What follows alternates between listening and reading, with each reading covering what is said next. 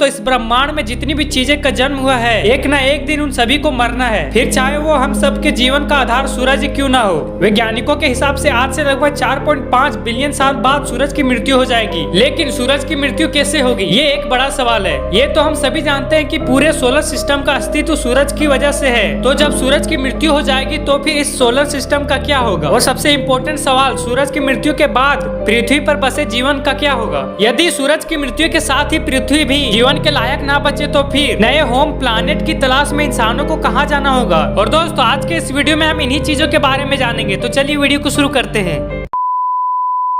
तो हम सबसे पहले बात करते हैं कि सूरज की मौत कैसे होगी।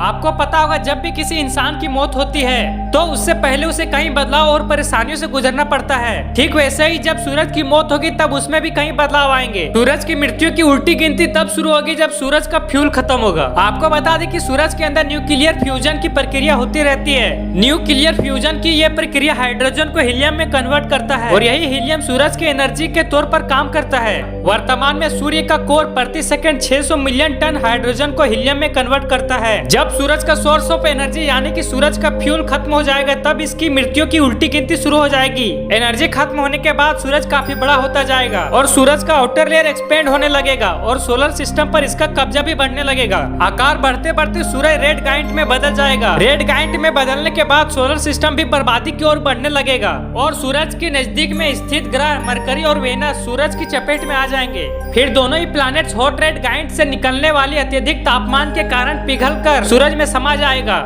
मरकरी और वेनस के बाद सूरज का अगला शिकार पृथ्वी होगा और पृथ्वी पूरी तरह पिघलकर सूरज में मिलेगा या नहीं यह इस बात पर डिपेंड करता है कि सूरज का आकार बढ़ना बंद हुआ या नहीं। यदि सूरज का आकार बढ़ना बंद भी हो जाए तब भी पृथ्वी सूरज के हाई टेम्परेचर को झेल नहीं पाएगा। फिर पृथ्वी भी ऑलमोस्ट पिघल ही जाएगा और सिर्फ पृथ्वी का आयरन कोर ही बचेगा। और इनर प्लैनेट के बाद अब outer planet Jupiter, Saturn, Uranus और नेपच्यून की बारी होगी। ये सभी प्लैनेट सोलर सिस्टम के बेहद ठंडे रीजन में स्थित है। जब सूरज का आकार बढ़ जाएगा तब आउटर प्लैनेट्स की सूरज से दूरी भी कम हो जाएगी और सूरज से निकलने वाला हाई रेडिएशन इन सभी प्लैनेट्स की कहानी खत्म कर देगा। इन प्लैनेट्स में मौजूद गैस और बर्फ हाई टेम्परेचर सहन नहीं कर पाएंगे और अचानक विस्फोट के साथ ये प्लैनेट्स बिखर जाएंगे। बिखरने के बाद आउटर प्लैनेट्स के मटेरियल भी सूरज में समा जाएगा और कुछ मटेरियल सूरज की चपेट में आने से बच सकते हैं और फिर वो एक साथ जमा होकर पहले से भी बड़े प्लैनेट्स का निर्माण कर सकते हैं। फिर बारी आएगी चंद्रमा की।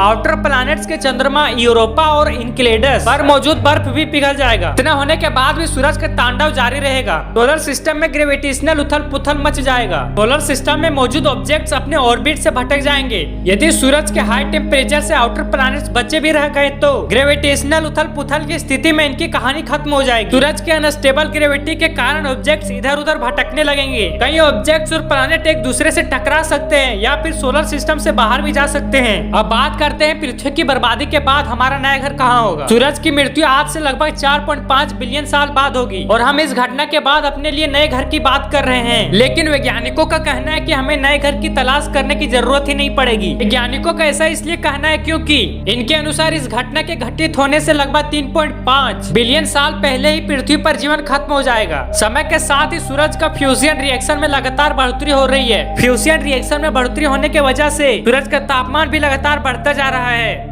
इसके अनुसार आज से लगभग 1 बिलियन साल बाद सूरज का तापमान इतना ज्यादा हो जाएगा कि इंसान समेत किसी भी जीवन के लिए उसे झेलना असंभव हो जाएगा। फिर अत्यधिक रेडिएशन के कारण पृथ्वी पर जीवन विलुप्त हो जाएगा। यदि किसी तरह भी इंसान सूरज की मृत्यु तक पृथ्वी पर रहते हैं तो फिर उन्हें अपने नए घर की तलाश में सोलर सिस्टम के आउटर मोस्ट पार्ट्स में स्थित प्लूटो और कुइपर बेल्ट में मौजूद दूसरे ड्वार्फ प्लैनेट्स की ओर जाना होगा और शायद नेपच्यून के चंद्रमा ट्रिटोन पर भी हमें जीने के लिए उचित माहौल मिल सकता है और ये मून्स हमारे लिए नए घर हो सकते हैं। वर्तमान में प्लूटो समेत यह सभी जगह अत्यधिक ठंडे हैं। इन सभी प्लैनेट्स का औसत तापमान फ्रीजिंग पॉइंट से सैकड़ों डिग्री सेल्सियस नीचे है और इस स्थिति में वर्तमान में वहाँ पर जीवन मौजूद होने की कल्पना करना भी नादानी है। लेकिन सूरज के रेड गाइंट में बदलने के बाद सोलर सिस्टम के आउटर मोस्ट पार्ट से इसकी दूरी कम हो जाएगी। साथ ही आज की तुलना में सूरज से हीट और रेडिएशन भी अत्यधिक मात्रा में रिलीज होगा।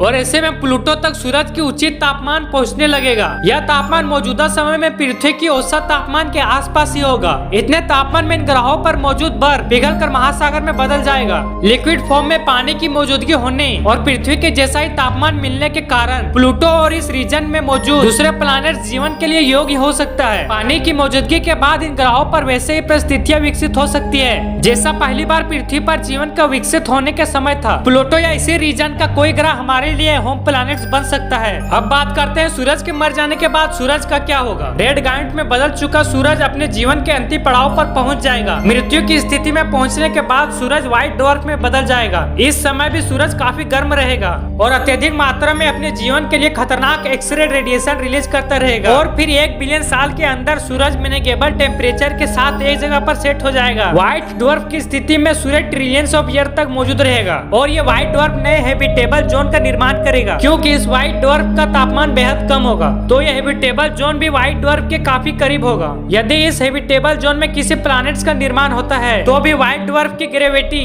इस प्लैनेट को चूर चूर कर सकता है। तो व्हाइट ड्वार्फ के आसपास कोई भी जीवन संभव नहीं हो पाएगा। और गाइस, इस वीडियो को देखने के बाद आपके मन में क्या विचार आया है कमेंट में जरूर बताएं। गाइस, आपको यह मेरा वीडियो अच्छा लगा हो। और गाइस, मैं डेली वीडियो एडिट करके डालता हूँ। आप आते हो, वीडियो देखते हो और चले जाते हो। मैं सोचता हूँ कोई तो वीडियो को लाइक और सब्सक्राइब करेगा बट कोई नहीं करता। तो प्लीज यार आपसे रिक्वेस्ट, अगर आपने मेरे इस चैनल को लाइक और सब्सक्राइब नहीं किया तो कर दो।